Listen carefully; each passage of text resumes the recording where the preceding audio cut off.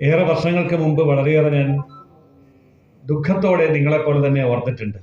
Business എന്ന മേഖല, അതിൻ്റെ പ്രാധാന്യത്തോടു കൂടി ഹിന്ദു എന്തുകൊണ്ട് തിരിച്ചറിയുന്നില്ല, ഉപയോഗപ്പെടുത്തുന്നില്ല എന്ന്. എന്നാൽ ഇന്ന് കേരളത്തിൻ്റെ ഏത് മേഖലയിലും ഏത് പ്രദേശത്ത് ചെന്നാലും ബിസിനസ് മേഖലയിലേക്ക് ധാരാളം ഹിന്ദുക്കൾ, ചെറുപ്പക്കാരും അല്ലാത്തവരും എല്ലാവരും കടന്നു വരുന്ന കാഴ്ച നമുക്ക് കാണാൻ പറ്റും. എന്തുകൊണ്ടാണ് ബിസിനസ്സുമായി ബന്ധപ്പെട്ട ഈ മേഖലയിൽ മുന്നോട്ട് വരാൻ നാം മടിച്ചു നിന്നത് കഴിഞ്ഞ കുറെ കാലഘട്ടം? അതിന് ചില കാരണങ്ങളുണ്ട്.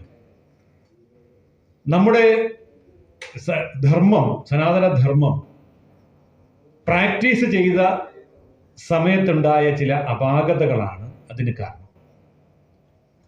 അതായത് നമ്മുടെ ആധ്യാത്മിക ചിന്ത, ആത്മീയ ചിന്ത, ഇത് രണ്ടും പരസ്പരം കെട്ടുപിണഞ്ഞു കിടക്കുകയും ഇത് എങ്ങനെ പ്രയോഗിക്കണം എന്നുള്ളതിനെ കുറിച്ച് കൃത്യമായ നിർദ്ദേശങ്ങൾ ആധ്യാത്മിക ആചാര്യന്മാരിൽ നിന്ന് കിട്ടാതെ വരികയും ചെയ്തപ്പോൾ സമൂഹ ആശയക്കുഴപ്പത്തിലായി. ഈ ആശയക്കുഴപ്പം പ്രത്യേകിച്ച് സ്ത്രീകളിലേക്ക് പടരുകയും അവരാണിത് കൂടുതൽ കാണുക, കൂടുതൽ കേൾക്കുക, കൂടുതൽ വായിക്കുക, കൂടുതൽ ചർച്ച ചെയ്യുക, കൂടുതൽ ജപിക്കുക, അങ്ങനെ മനസ്സിൽ ഉറപ്പിക്കുക. അങ്ങനെ മനസ്സിൽ ഉറച്ച സ്ത്രീകൾക്ക് അവർ വീട്ടമ്മമാരായി വരുമ്പോൾ അവരുടെ കാഴ്ചപ്പാടിന്റെ അടിസ്ഥാനത്തിലാണ് ആ വീടിനെ നിയന്ത്രിക്കുക. വീടിനെ നിയന്ത്രിക്കുക എന്ന് പറഞ്ഞാൽ കുട്ടികളെ നിയന്ത്രിക്കുക, ഭർത്താവിനെ നിയന്ത്രിക്കുക, അങ്ങനെയൊക്കെ. ഇത് കേരളത്തിൽ മാത്രം ഹിന്ദു ബിസിനസ്സിനെ വളരെ ശക്തമായി പിറകോട്ട് പിടിച്ചു വലിച്ചു. ഇന്നും അത് തുടരുന്നുണ്ട്. ഞാനത് വഴിയെ പറയാം. ഇതിന്റെ അടിസ്ഥാനപരമായ കാരണം ധർമ്മത്തെ മനസ്സിലാക്കാൻ കഴിഞ്ഞില്ല എന്നുള്ളത്. അതെല്ലാം വിശദീകരിക്കാനുള്ള ഒരു വേദിയല്ല ഇത് എന്നുള്ളത് കൊണ്ട് 2-3 പോയിന്റ്സുകൾ മാത്രം ഞാൻ സൂചിപ്പിക്കാം. ചതുർവിധ പുരുഷാർത്ഥങ്ങൾ എന്ന് ഹിന്ദു പറയുമ്പോൾ ധർമ്മം, അർത്ഥം, കാമം, മോക്ഷം എല്ലാം ധർമ്മം അനുസരിച്ചായിരിക്കണം. ധർമ്മം എന്ന് പറഞ്ഞാൽ നിയമം, അത്രയേ ഉള്ളൂ. വലിയ കാര്യമൊന്നുമല്ല, പേടിക്കാനൊന്നുമില്ല. നിയമവിധേയമായിരിക്കണം. അർത്ഥം, ധർമ്മമനുസരിച്ച്, നിയമമനുസരിച്ചുള്ള അധ്വാനത്തിന്റെ ഫലമായി നമുക്ക് കിട്ടുന്നതിനെയാണ് അർത്ഥം, സമ്പത്ത് എന്ന് വിളിക്കുക. കാമം, കാമം എന്ന് പറഞ്ഞാൽ അതിന്റെ ശരിയായ അർത്ഥം മാനേജ്മെന്റ് എന്നാണ്. മോക്ഷം എന്ന് പറഞ്ഞാൽ റിട്ടയർമെന്റ്, ട്രാൻസ്ഫർ എന്നാണ്. അതായത് ചെയ്തുകൊണ്ടിരിക്കുന്ന കർമ്മങ്ങളിൽ നിന്ന് മോക്ഷം പ്രാപിക്കുകയും കൈകാര്യം ചെയ്തിരുന്ന അർത്ഥവും അതിന്റെ മേഖലയും അടുത്ത തലമുറയ്ക്ക് ട്രാൻസ്ഫർ ചെയ്തു കൊടുക്കുകയും ചെയ്യുന്ന റിട്ടയർമെന്റ് ആണ്. മെന്റലി ഉള്ള റിട്ടയർമെന്റിനെയാണ് മോക്ഷം എന്ന് പറയുക. മരിച്ചു കഴിഞ്ഞ് കിട്ടേണ്ടതല്ല മോക്ഷം. മരിച്ചു കഴിഞ്ഞല്ല മോക്ഷം കിട്ടേണ്ടത്, ജീവിച്ചിരിക്കുമ്പോൾ തന്നെയാണ് മോക്ഷം കിട്ടേണ്ടത്. അപ്പൊ മരിച്ചു കഴിഞ്ഞ് കിട്ടുന്നതോ അത് സായുജ്യം. ഇത് കൃത്യമായി പറഞ്ഞു പഠിപ്പിച്ചാൽ ഈ ആശയക്കുഴപ്പമുണ്ടാവില്ല. മാത്രമല്ല, നമ്മുടെ വേദങ്ങൾ നമ്മളോട് വളരെ വ്യക്തമായി പറയുന്നുണ്ട്, രണ്ട് കൈയുള്ള മനുഷ്യനെ സൃഷ്ടിച്ചിട്ട് നമ്മുടെ വേദങ്ങളിലൂടെ ഈശ്വരൻ നമ്മളോട് പറഞ്ഞത് ശതഹസ്തേന സമാഹര, 100 കൈ കൊണ്ട് വാരിക്കൂട്ടുക, സഹസ്രഹസ്തേന വികിര, 1000 കൈ കൊണ്ട് റീഇൻവെസ്റ്റ് ചെയ്യുക. വികിര എന്ന് പറഞ്ഞാൽ വിതരണം ചെയ്യുക എന്ന് മാത്രമല്ല, റീഇൻവെസ്റ്റ് ചെയ്യുക. അപ്പൊ 2 കൈയുള്ള മനുഷ്യൻ 100 കൈ കൊണ്ട് വാരിക്കൂട്ടണമെങ്കിൽ അതിന്റെ അർത്ഥം എന്താ? 100 ഇൻകം സോഴ്സുകൾ ഡെവലപ്പ് ചെയ്യുക. ഒരാൾ ദാരിദ്ര്യത്തിൽ നിന്ന് കരകയറി സമ്പന്നനാകണമെങ്കിൽ 8 ഇൻകം സോഴ്സുകൾ ഉണ്ടായിരിക്കണം എന്നാണ്. 8 വരുമാന മാർഗങ്ങൾ ഉണ്ടായിരിക്കണം. സമ്പത്തിൽ നിന്ന് ഫിനാൻഷ്യൽ ഫ്രീഡത്തിലേക്ക്, സാമ്പത്തിക സ്വാതന്ത്ര്യത്തിലേക്ക് എത്തണമെങ്കിൽ 12 ഇൻകം സോഴ്സുകൾ വേണം. നിർഭാഗ്യവശാൽ കേരളത്തിലെ ഹിന്ദുക്കൾക്ക് 1, 2, മാക്സിമം 3 ഇൻകം സോഴ്സ് മാത്രമേ ഉള്ളൂ. അതുകൊണ്ട് ദാരിദ്ര്യം ഒരിക്കലും തിരികെയില്ല. ചിലർക്ക് ബിസിനസ്സിൽ നിന്നുള്ള ഇൻകം അത് മാത്രമേ ഉണ്ടാവുള്ളൂ. അപ്പൊ ബിസിനസ്സിൽ എന്തെങ്കിലും പ്രശ്നം ഉണ്ടായാൽ ടെൻഷനായി, ആത്മഹത്യയായി. ചിലർക്ക് ശമ്പളം മാത്രം ഇൻകം സോഴ്സ് കാണുള്ളൂ. ശമ്പളം നിലച്ചാൽ പിന്നെ പെൻഷൻ അത് മാത്രമേ ഉള്ളൂ. പെൻഷനും കൂടെ എന്തെങ്കിലും പ്രശ്നമായാലോ, പെൻഷൻ കിട്ടുന്ന ആൾ വീട്ടിൽ നിന്ന് മരിച്ചു പോയാലോ സാമ്പത്തിക പ്രശ്നമായി. എവിടെ തെറ്റ്? ഇൻകം സോഴ്സിന്റെ എണ്ണം കുറച്ചതുകൊണ്ടാണ്. ശതഹസ്തേന സമാഹര എന്ന് പറഞ്ഞത് അനുസരിച്ചില്ല, അതുകൊണ്ടാണ്. അപ്പൊ ഇൻകം സോഴ്സുകൾ കൂട്ടണം. അപ്പോൾ ഇതും നമ്മളോട് പറഞ്ഞു വെച്ചിട്ടുണ്ട്, വേദങ്ങൾ തന്നെയാണ് പറഞ്ഞിരിക്കുന്നത്. നമ്മുടെ 33 കോടി ദൈവങ്ങളിൽ ദാരിദ്ര്യവാസിയായിട്ട് ഒരൊറ്റ ദൈവമേ ഉള്ളൂ, ശിവൻ. അദ്ദേഹം ഭിക്ഷ യാചിക്കുന്ന എത്ര ട്രില്യൺ ഡോളറാണെന്നുള്ളതൊക്കെ എഴുതി വെച്ചിട്ടുണ്ട്, പിന്നെ വായിച്ചാൽ മതി. അപ്പോൾ ബാക്കി എല്ലാവരും സർവാഭരണ വിഭൂഷിതകളും വിഭൂഷിതന്മാരുമായിട്ടുള്ള മഹാസമ്പന്നന്മാരായ ദേവീദേവന്മാരാണ് നമുക്കുള്ളത്. എന്തിനാ അങ്ങനെ തരാൻ കാരണം?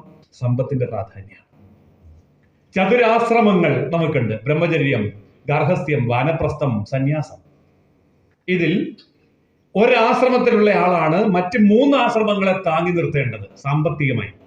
അത് ഗാർഹസ്ഥ്യൻ ആണ്, ഗൃഹസ്ഥനാണ്.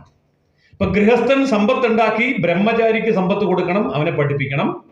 ഗൃഹസ്ഥൻ ഉണ്ടാക്കുന്ന സമ്പത്ത് കൊണ്ട് വാനപ്രസ്ഥിയെ സംരക്ഷിക്കണം. സാമൂഹിക പ്രവർത്തകരെയാണ് വാനപ്രസ്ഥി എന്ന് പറയുക. സമൂഹമാകുന്ന വനത്തിൽ വെളിച്ചം വീശാൻ വേണ്ടി പ്രവർത്തിക്കുന്ന സാമൂഹ്യ പ്രവർത്തകരാണ് വാനപ്രസ്ഥി. സന്യാസം ശരീരം കൊണ്ട് നേടിയ അറിവും മനസ്സുകൊണ്ട് നേടിയ ബുദ്ധി കൊണ്ട് നേടിയ അറിവും ഉപദേശ രൂപേണ അടുത്ത തലമുറയ്ക്ക് പകർന്നു കൊടുക്കുന്ന ഒരു അവസ്ഥയിലെത്തുകയും ബാക്കി എല്ലാത്തിനെയും നിസിക്കുകയും ചെയ്യുന്ന അവസ്ഥയിലെത്തിയ വ്യക്തിയാണ് സന്യാസി. അപ്പോൾ ഈ 3 വിഭാഗത്തെയും സാമ്പത്തികമായി പിടിച്ചു നിർത്തേണ്ടത് ആരാണ്? അത് ഗാർഹസ്ഥ്യനാണ്. അപ്പൊ ഗൃഹസ്ഥൻ സമ്പത്തിനെ കൈകാര്യം ചെയ്യണം. അങ്ങനെയെങ്കിൽ നമ്മൾ എങ്ങനെയാണ് നമ്മുടെ പുതിയ തലമുറയെ പഠിപ്പിക്കേണ്ടത്? ശമ്പളം വാങ്ങരുത് എന്ന് പഠിപ്പിക്കണം, ശമ്പളം കൊടുക്കണം എന്ന് പഠിപ്പിക്കണം. എന്നാണ് ഹിന്ദു ശമ്പളം വാങ്ങാൻ തുടങ്ങിയത്? ഈ അടുത്ത കാലത്താണ് ശമ്പളം വാങ്ങാൻ തുടങ്ങിയത്. ബ്രിട്ടീഷുകാർ വന്ന് ഭാരതത്തെ കീഴടക്കുകയും ഇവിടുത്തെ എല്ലാ ഇൻകം സോഴ്സുകളും നിരോധിക്കുകയും ചെയ്ത സമയത്ത് ആകെപ്പാടെ ഒരു ഇൻകം സോഴ്സ് അവനുണ്ടായിരുന്നത് സർക്കാരിന്റെ ശമ്പളമായിരുന്നു.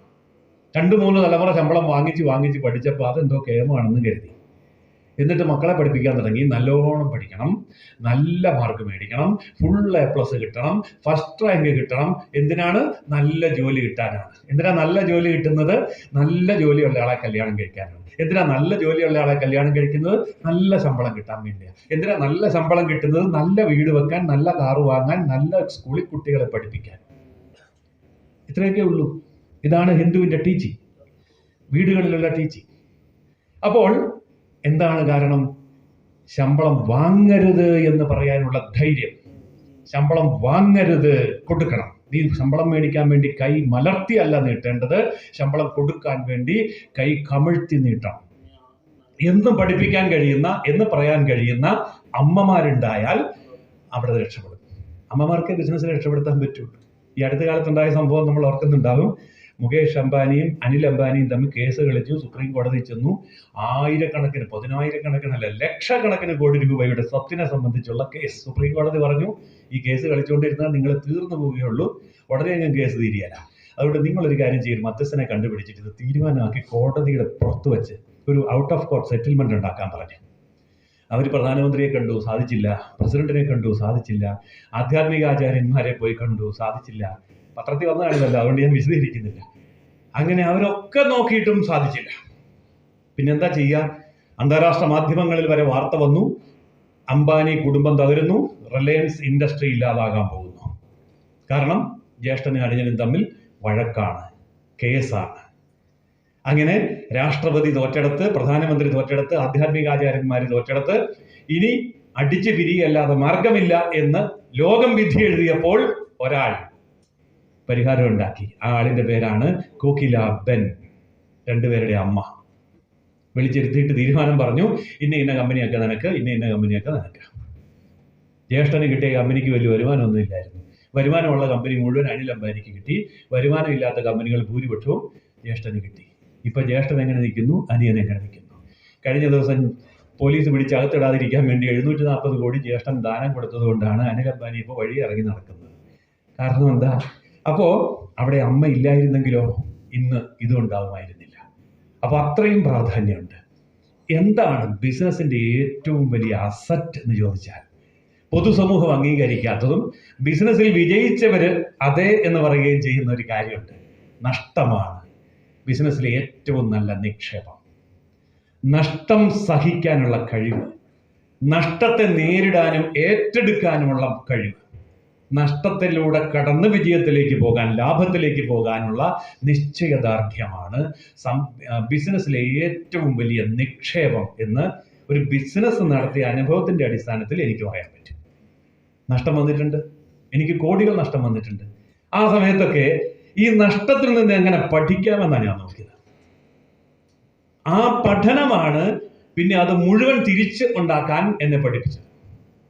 ഇന്ന് ഞാൻ ഓർക്കുകയാണ്, അന്ന് എനിക്ക് ആ നഷ്ടം വന്നില്ലായിരുന്നെങ്കിൽ എനിക്ക് കുറച്ചുകൂടി മുന്നോട്ട് സ്റ്റെപ്പ് വെക്കാൻ കഴിയാതെ പോകുമായിരുന്നു. കാരണം കിട്ടുന്ന ലാഭത്തിൽ ഞാൻ സാറ്റിസ്ഫൈഡ് ആയി പോയേനെ. ആ നഷ്ടം വന്നപ്പോൾ മനസ്സിലായി, ഇനിയിപ്പോൾ ഈ നഷ്ടവും കൂടെ നികത്തണമല്ലോ. അപ്പോൾ ടാർഗറ്റ് കുറെ കൂടെ ഉയർത്തി വെച്ചു. കുറെ കൂടെ പുതിയ വഴികളിലൂടെ ശതഹസ്തേന സമാഹര ഇൻകം സോഴ്സുകൾ വർദ്ധിപ്പിച്ചപ്പോൾ ആ നഷ്ടത്തെ മറികടക്കാൻ ഒരു ബുദ്ധിമുട്ടും ഉണ്ടായില്ല. പുതിയ പുതിയ മേഖലകൾ തുറന്നു വരികയും ചെയ്തു. പിന്നെ ഹിന്ദുവിന് കിട്ടിയ വലിയൊരു ഭാഗ്യമുണ്ട്. ബിസിനസ്സിനെ മുന്നോട്ട് കൊണ്ടുപോകുന്ന ഏറ്റവും വലിയ ഇന്ധനം എന്ന് പറയുന്നത് എതിർപ്പാണ്. ഭാഗ്യത്തിന് ദൈവം ഈ എതിർപ്പ് മുഴുവൻ ഹിന്ദുവിന്റെ വീടിനകത്ത് തന്നെ സെറ്റ് ചെയ്ത് വെച്ചിട്ടുണ്ട്. ഭർത്താവ് ബിസിനസ് ഇറങ്ങിയാൽ ആദ്യം എതിർക്കുന്നത് ഭാര്യയായിരിക്കും. വല്ല ആവശ്യമുണ്ടോ ഇതിന് പോകേണ്ടത്? സ്വസ്ഥമായിട്ട് അല്ലേ, സ്വസ്ഥമായിട്ട് ഇവിടെ ഇരുന്നാൽ പോലെ, ടെൻഷൻ അടിക്കേണ്ട വല്ല കാര്യമുണ്ടോ? ആദ്യം എതിർക്കുന്ന ഭാര്യയായിരിക്കും. ഇനി ഭാര്യയാണ് ബിസിനസ് ഇറങ്ങുന്നെങ്കിൽ ആദ്യം എതിർക്കുന്ന ഭർത്താവായിരിക്കും. നിന്നെ കൊണ്ട് ഇത് നടക്കുന്ന കാര്യമാണ്, വെറുതെ പൈസ കൊണ്ട കളയാതെ മനസമാധാനമെങ്കിലും ഉണ്ടല്ലോ, വെറുതെ ഇവിടെ ഇരുന്നാൽ പോരെ, ഭർത്താവായിരിക്കും.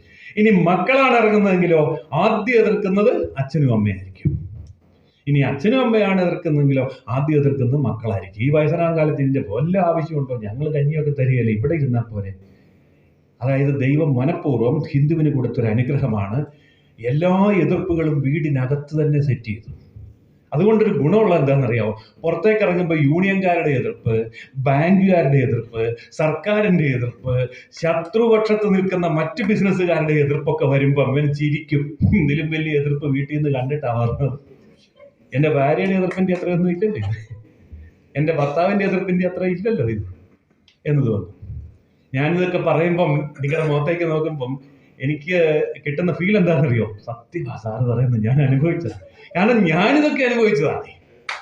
ഞാൻ എൻ്റെ ഭാര്യയെ ഒന്ന് ബിസിനസ്സുകാരിയാക്കാൻ വേണ്ടി എത്ര വർഷം എടുത്തെന്നറിയാമോ? ഇപ്പൊ എന്നേക്കാൾ നല്ല ബിസിനസ്സുകാരിയാണ്. ഇപ്പൊ ഞാനിവിടെ നിൽക്കുമ്പോഴും എൻ്റെ സ്ഥാപനത്തിൽ എൻ്റെ ഭാര്യ നോക്കിക്കോളും കാര്യങ്ങളൊക്കെ. പണ്ടങ്ങനെ അല്ലായിരുന്നു. പുറകോട്ട് പിടിച്ചു വലിക്കുകയായിരുന്നു. നമുക്ക് ആവശ്യത്തിന് തന്നിട്ടില്ല കാരണവന്മാർ.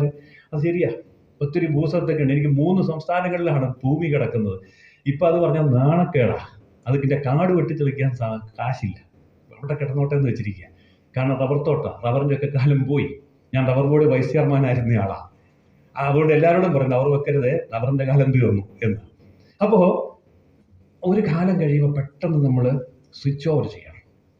ഒരു ബിസിനസ്സിന് ഒരു ആയുസ് ഉണ്ട് എന്ന് മനസ്സിലാക്കണം. ആധുനിക കാലത്തെ ബിസിനസിന്റെ ഏറ്റവും കൂടിയ ആയുസ് 5 വർഷം. ഏത് ബിസിനസ് ആണെങ്കിലും 5 വർഷം കഴിയുമ്പോൾ മരിക്കും എന്ന് മനസ്സിലാക്കിക്കൊണ്ട് ഇറങ്ങാവൂ. അപ്പോൾ മരിച്ചാൽ എന്ത് ചെയ്യും? അത് മുൻകൂട്ടി മനസ്സിലാക്കിയാൽ എന്ത് ചെയ്യാൻ പറ്റും? അതിനെ റീകൺസ്ട്രക്ട് ചെയ്യാം. അതിനാണ് കാറുകൾ പുതിയ പുതിയ മോഡലുകൾ ഇറക്കുന്നത്. അതിനാണ് മൊബൈലുകൾ പുതിയ പുതിയ മോഡലുകൾ ഇറക്കുന്നത്. ഒരു മോഡലിന് ഒരു ആയുസ് ഉണ്ട്. ആ ആയുസ് കഴിയുമ്പോൾ ആ മോഡൽ പിൻവലിക്കണം, അടുത്ത മോഡൽ ഇറക്കണം. ഐഫോൺ കണ്ടുപിടിച്ചാൽ മതി. എല്ലാ സെപ്റ്റംബർ മാസവും 11-ാം തീയതി പുതിയ മോഡൽ ഇറക്കും. അപ്പോൾ ഐഫോൺ കമ്പനിക്ക്, ആപ്പിൾ കമ്പനിക്ക് അറിയാം 365 ദിവസമേ ഈ പ്രോഡക്റ്റിന്റെ ആയുസ് ഉള്ളൂ. ആ 365 ദിവസം പുതിയ പ്രോഡക്റ്റ് കൊടുത്തില്ല, കമ്പനി തീർന്നു പോകും. അതുകൊണ്ട് എല്ലാ സെപ്റ്റംബർ 11-നും പുതിയ ഐഫോൺ ഇറങ്ങിക്കൊണ്ടിരിക്കും. അതുകൊണ്ടാണ് കമ്പനി വളർന്നുകൊണ്ടേയിരിക്കുന്നത്.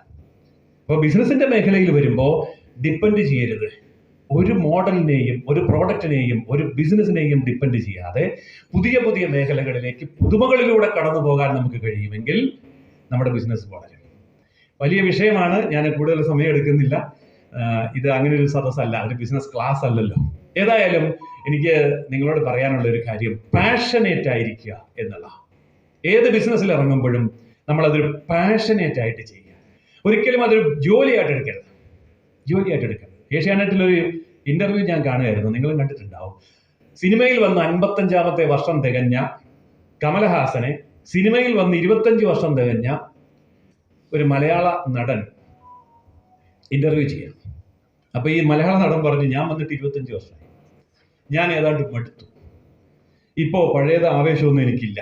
താങ്കൾ വന്നിട്ട് 55 വർഷമായി, നടനാണ്, നിർമ്മാതാവാണ്, അതുപോലെ തന്നെ പല മേഖലകൾ, വിതരണക്കാരനാണ്, ഇതൊക്കെ അദ്ദേഹം ചെയ്യുന്നു, താങ്കൾ ചെയ്യുന്നു.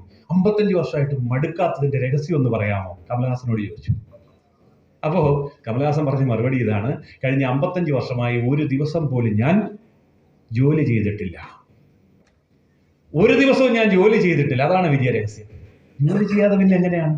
ഞാൻ ജോലി അല്ല ചെയ്തത്, ഞാൻ സെലിബ്രേറ്റ് ചെയ്യുകയായിരുന്നു. ബിസിനസ്സിലും അങ്ങനെ വേണം. ടെൻഷൻ അടിക്കരുത്, അതൊരു ജോലിയായിട്ട് തോന്നരുത്, അതിന് രാത്രിയും പകലും ഉണ്ടായിരിക്കരുത്, ടൈം ടേബിൾ ഉണ്ടായിരിക്കരുത്. ഫുൾ ടൈം സെലിബ്രേറ്റ് ചെയ്യാവുന്നത് പോലെയാണ് ബിസിനസ് ചെയ്യാൻ. അപ്പോൾ ബിസിനസ് ഒരിക്കലും ടെൻഷൻ ആവില്ല. ഇനി ഇതുപോലെയുള്ള ധാരാളം കാര്യങ്ങൾ നമുക്ക് നമ്മുടെ പുതിയ തലമുറയിലേക്കും കൊടുക്കേണ്ടതായിട്ടുണ്ട്.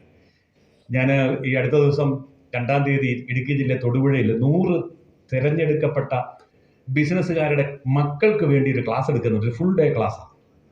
നിങ്ങൾക്ക് ആർക്കെങ്കിലും താല്പര്യമുണ്ടെങ്കിൽ പറയണം. അതിൽ കുറച്ച് സീറ്റ് കാണും. 100 സീറ്റേ എടുക്കുള്ളൂ, 70 സീറ്റോ മറ്റോ ആയി, 30 പേരെ കൂടെ എടുക്കും.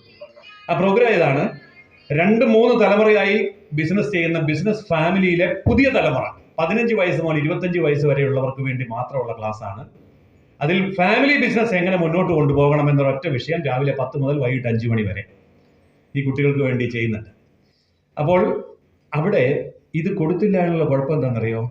നമുക്കിത് അറിയാൻ വയ്യാത്തതുകൊണ്ട് വൈകുന്നേരം ബിസിനസ്സിന്റെ ഓഫീസോ അല്ലെങ്കിൽ കടയോ അല്ലെങ്കിൽ ഫാക്ടറിയോ ഇതൊക്കെ പൂട്ടിയിട്ട് തിരിച്ച് വീട്ടിൽ വന്നിട്ട് ശ്വാസം വിടുന്ന സമയത്ത് അച്ഛനും അമ്മയും തമ്മിൽ സംസാരിക്കുന്നത് എന്താണെന്നറിയോ? എന്തൊരു ടെൻഷനാ, ഇന്ന് ഇൻകം ടാക്സ് ഓഫീസിൽ പോയിട്ട് എന്തെല്ലാം എക്സ്പ്ലനേഷനാണ് കൊടുക്കേണ്ടി വന്നു, ഭയങ്കര തലവേദന. ഇത് മക്കൾ കേൾക്കുക. നീ മക്കൾ കേട്ടില്ലെങ്കിലോ പിറ്റേ ദിവസം അച്ഛൻ പോയി കഴിയുമ്പോൾ അമ്മ പറയും, മക്കളെ നിങ്ങൾക്ക് ഈ ഗതി വരരുത്, അതുകൊണ്ട് എവിടെയെങ്കിലും 15,000 രൂപ ശമ്പളത്തിന് കയറിക്കോണം. ഇന്നിപ്പോൾ 2, 3, 4, 8, 10, 15 ലക്ഷം രൂപ മാസം വരുന്നുണ്ടെന്നൊക്കെ പറഞ്ഞിട്ട് ഒരു കാര്യമില്ല, ടെൻഷനല്ലേ.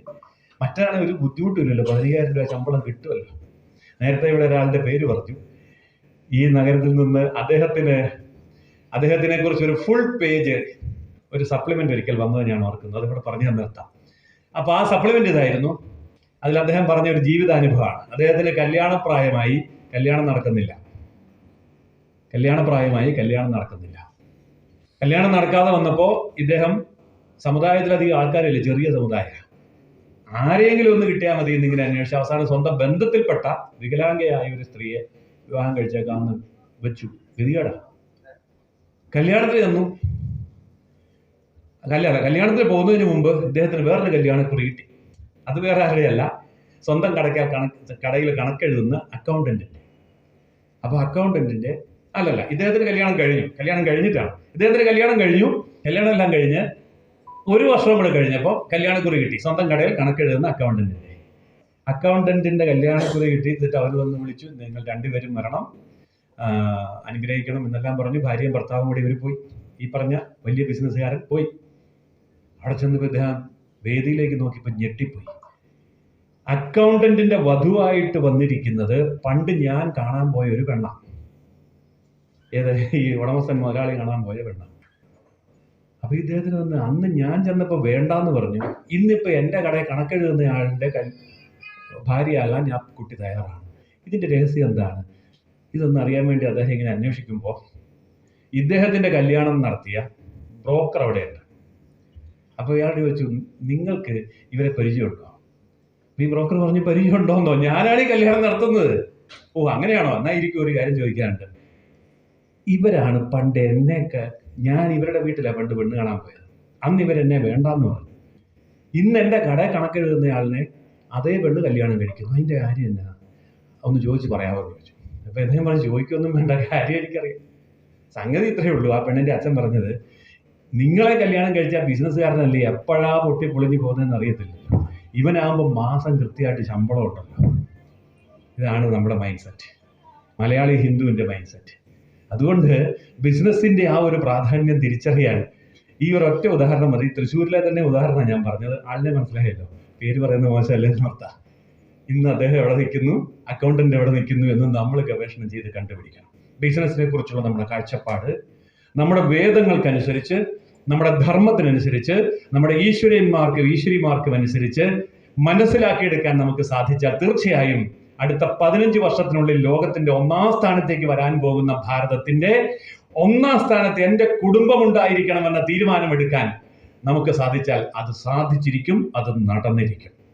ആരൊക്കെ എതിർത്താലും അംഗീകരിച്ചില്ലെങ്കിലും പിറകോട്ട് പിടിച്ചു വലിച്ചാലും ഒരു കാര്യം ഉറപ്പാണ്, അടുത്ത 15 വർഷത്തിനുള്ളിൽ ലോകത്തെ 1-ാമത്തെ സാമ്പത്തിക ശക്തി അത് ഭാരതമായിരിക്കും. ഇത് മനസ്സിലാക്കിയവരൊക്കെ ഇന്ത്യയിലേക്ക് ഇപ്പോൾ വരുന്നുണ്ട്. ലോകത്തുള്ള മുഴുവൻ കാർ കമ്പനികളും, മുഴുവൻ ബാങ്കുകളും, മുഴുവൻ ധനകാര്യ സ്ഥാപനങ്ങളും, മുഴുവൻ പബ്ലിഷേഴ്സും, എല്ലാ പ്രോഡക്റ്റുകളും ഇന്ത്യയിലേക്ക് വരികയാണ്. കാരണം 10 കൊല്ലം 5 കൊല്ലം കഴിഞ്ഞ് വന്നിട്ട് പിന്നെ കാര്യമില്ല, ഇപ്പോഴേ വന്ന് ചുവടുറപ്പിക്കുക. കാരണം ലോകത്തിന്റെ 1ാം സ്ഥാനത്ത് ഇന്ത്യ വരുമ്പോൾ നമ്മൾ ഇന്ത്യയിൽ ഉണ്ടായിരിക്കണം എന്ന കാഴ്ചപ്പാട് ലോകത്തെ എല്ലാ ബിസിനസ്സുകാർക്കും ഉണ്ട്.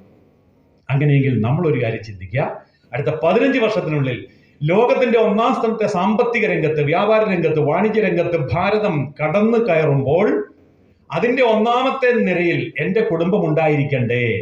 ആ ചോദ്യം നമുക്ക് സ്വയം ചോദിച്ചുകൊണ്ട് ജീവിതത്തിന്റെ, അതുപോലെ തന്നെ നമ്മുടെ കുടുംബ ജീവിതത്തിന്റെ, അതേപോലെ രാഷ്ട്ര ജീവിതത്തിന്റെ, അതിനേക്കാൾ ഉപരി ലോകത്തിന്റെ മുൻനിരയിൽ നിന്നുകൊണ്ട് ലോകത്തെ നയിക്കാനുള്ള ബിസിനസ് ലീഡേഴ്സായി തീരാൻ നമുക്കൊരു നല്ല തുടക്കമാവട്ടെ ഇന്നത്തെ സമ്മേളനം എന്ന് ആശംസിച്ചുകൊണ്ട് ഉപസംഹരിക്കട്ടെ. നമസ്കാരം.